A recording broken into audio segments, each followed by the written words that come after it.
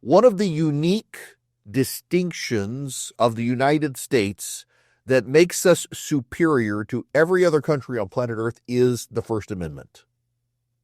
The First Amendment, as a worded instrumentality of law, provides a distinction to the United States that separates us from every other country on planet Earth. And there are countries that have modeled our First Amendment and, in fact, take, for example, the Soviet Union, made a much more expansive version of their First Amendment. And yet, as implemented by design in the Soviet Union and in China and elsewhere, it completely fails. Ours is so simply worded.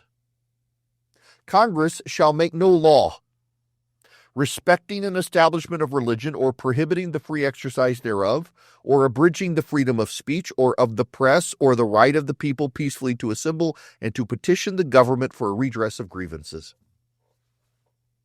Now, our Supreme Court, I think, has screwed up to some degree the establishment of religion, make no law establishing a religion, because by design, secularism is a form of religion.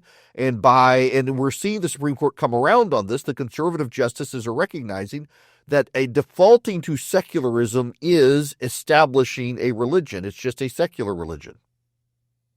And we're seeing a Supreme Court shift in the right direction on this. But abridging the freedom of speech. For a time, political speech in this country was more regulated than pornographic speech. There's been a real shift, I think, rightly so by the Supreme Court, that you can have greater regulation of pornography, but you got to have less regulation of political speech. The First Amendment sets us apart. The First Amendment, particularly the freedom of speech, is uniquely American. And you can't appreciate that until you start looking into the things that are happening in the UK, which is our ancestor country, where many of our ideas, particularly related to the Bill of Rights, came from. But in the UK, they have no written constitution, and things can change over time, and acts of parliament can undo prior acts of parliament. There's a comedian in Great Britain, Graham Linehan. I don't know him. I don't know anything about him. This blew up this morning. This is wild. Let me read for you the beginning of his Substack. Something odd happened before I even boarded the flight in Arizona. When I handed over my passport at the gate, the official told me I didn't have a seat and had to be reticketed. At the time, I thought it was just the sort of innocent snafu that makes air travel such a joy. But in hindsight, it was clear I'd been flagged. Someone, somewhere, probably wearing unconvincing makeup and his sister's, wife's, mom's underwear, had made a phone call. The moment I stepped off the plane at Heathrow, 5 armed police officers were waiting. Not 1, not 2, 5. They escorted me to a private area and told me I was under arrest for 3 tweets. In a country where pedophiles escape sentencing, where knife crime is out of control, where women are assaulted and harassed every time they gather to speak, the state has mobilized 5 armed officers to arrest a comedy writer for this tweet. And no, I promise you, I'm not making this up. This is what he tweeted. If a trans-identified male is in a female-only space, he is committing a violent, abusive act. Make a scene, call the cops, and if all else, punch him in the balls. That's what he tweeted. And then he tweeted another tweet, and it was a picture of a rally, of a trans rights rally. And his tweet says, "A photo you can smell." And then a follow-up to that tweet was, "I hate them, misogynists and homophobes, F them." He writes, "When I first saw the cops, I actually laughed. I couldn't help myself. Don't tell me you've been sit by trans activists." The officers gave no reaction, and this was the theme throughout much of the day. Among the rank and file, there was a sort of polite bafflement. Entirely professional and even kind, but most had absolutely no idea what any of this was about. Kind because the officers saw how upset I was. When they began reading me my rights, the red mist descended, and I came close to becoming one of these police body cam videos where you can't believe the perp isn't just doing what he's told. And they treated me gently after that. They even arranged for a van to meet me on the tarmac so I didn't have to be perp walked to the airport like a terrorist. Small mercies. At Heathrow police station, my belt, bag, and devices were confiscated. Then I was shown into a small green-tiled cell with a bunk, a silver toilet in the corner, and a message from Crime Stoppers on the ceiling next to a concave mirror that was presumably there to make you reflect on your life choices. By some miracle, perhaps because I hadn't slept on the flight, I managed to doze off.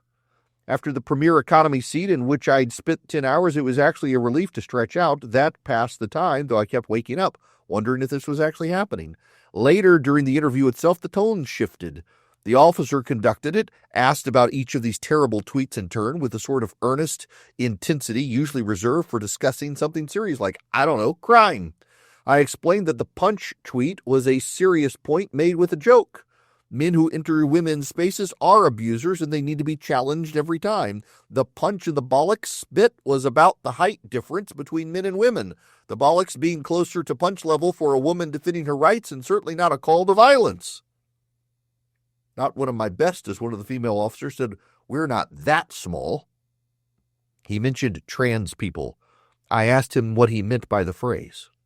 People who felt their gender is different than what was assigned at birth. I said, assigned at birth, our sex isn't assigned. He called it semantics. I told him he was using activist language. Eventually, a nurse came to check on me and found my blood pressure was over 200. Stroke territory. The stress of being arrested for jokes was literally threatening my life, so I was escorted to a hospital, where I write this now after spending 8 hours under observation. The doctor suggested the high blood pressure was stress-related, combined with long-haul travel and lack of movement. I feel it may have also been a contributing factor that I've now spent 8 years being targeted by trans activists, working in tandem with police in a dedicated, persistent harassment campaign, because I refuse to believe that lesbians have male anatomy. The police themselves, for the most part, were consistently decent through the farce. Some were even Father Ted fans. Thank God the Catholic Church never had with the police the special relationship granted to trans activists. The male officers were mostly polite but clearly nonplussed by the politics of it all, just doing their jobs, however insane the job was. The female officers seemed more tuned in to what was actually happening. One mentioned the Sandy Peggy case in a certain way, and I realized I was among friends even if they couldn't admit it. I looked at the single bail condition. I'm not to go on Twitter. That's it. No threats, no speeches about the seriousness of my crime, just a legal gag order designed to shut me up while I'm in the UK, and a demand I face a further interview in October. This is it. It turns out that it was trans activists targeted the guy, and the police arrested him when he got off the plane. Ross Douthat, writing in the New York Times, says this is managerial multiculturalism, an attempt to preserve the peace of a diverse society by sacrificing the liberty of speech and association. And the fortress nationalists and liberals can claim a certain vindication on this point, given that right now the main alternative adaptation to mass migration and aging native populations is what you might call managerial multiculturalism, which tries to preserve the post-1989 vision through means that look increasingly illiberal, involving the policing of speech and debate, especially with explicit limitations on acceptable opinion and even jail time if you step too far out of line. This is how you end up with Britain trying to suppress the ethnic and religious tensions in its increasingly diverse society by arresting people for social media posts and online trolling, or Justin Trudeau's Canadian government engaging in debanking and other methods to smother populist protests, or German authorities contemplating an outright ban on the Nationalist Alternative for Germany party. Managerial multiculturalism is a model with clear appeal to certain progressive elites because it imagines that the most utopian ambitions of the post-Cold War era can still be realized if you just give the technocrats a little more power to police disinformation, suppress hate speech, and sometimes remove inconvenient parties and candidates from the ballot. By the way, in Germany, they've disqualified AFP or the Alternative for Germany party. They've disqualified 2 of their candidates. Do you know what the crime was?